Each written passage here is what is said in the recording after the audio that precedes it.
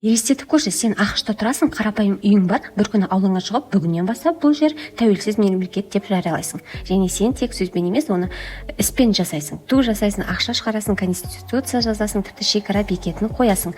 Бұл фильм емес, бұл Кевин Го деген адамның шынайы оқиғасы. Оқиға сені қызықтырса, онда ары қарай тыңда. Бәрі қалай басталды? 1977 жыл Кевин жасөспірім кезінде досымен бірге өз мемлекетіміз болса қалай болар еді деген ойды айтады. Бастапқыда бұл жай ғана қиял еді. Бірақ 1999 жылы Невада штатындағы үйінің ауласына ресми түрде тәуелсіз ел деп жариялайды. Жаңа мемлекеттің атауын да қояды, Малосия мемлекеті деп. Орналасқан жері ол Невада штаты, ақш. Аумағы қандай дейсіз бе?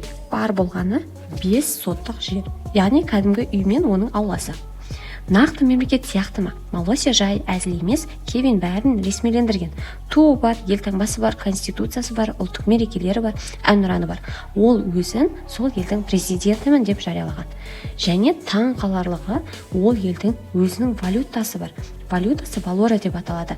Және валюта бағасы куки қамырының бағасына байланған. Бұл нақты экономика емес, бірақ туристерге шынайы ақша сияқты көрсетіледі. Тіпті шекарадан өткенде олардың паспортына мөр басылады. Енді ол жердегі тыйымдар мен қызықты заңдарға келетін болсақ, Малосияда пиязға тыйым салынған, кейбір пластик пакеттерге де шектеу бар. Мысықтарға виза керек деген әзіл заңдары бар. Бұл жартылай сатира, жартылай әлеуметтік эксперимент. Ең ерекше факт, Малосия 1983 жылдан бері ол Германиямен соғыс жағдайындамыз деп жариялаған. Бірақ шығыс Германия 1990 жылы жойылған. Сондықтан бұл соғыс символика.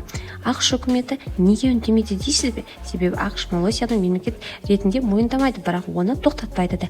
Неге? Себебі Кевин Бо бәрін ақш заңдарының шеңберінде жасайды. Салық төлейді, жер ресми түрде ақш территориясы болып қала береді. Яғни бұл заңды түрде жасалған символикалық тәуелсіздік.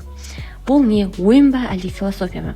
Малосия бұл шынайы мемлекет емес, бірақ бұл бір маңызды сұрақты қояды. Мемлекетте не, жер ме, армия ма, әлде адамдардың сенімі ме? Кевин Бо үшін бұл балалық арман, шығармашылық жоба және еркіндік туралы эксперимент. Егер сенің аулаң болса, сен өз мемлекетіңді дәл осылай құрар ма едің? Пікіріңді төменде қалдыра кет. Келесі видео әлемдегі ең кішкентай басқа мемлекет туралы болсын ба?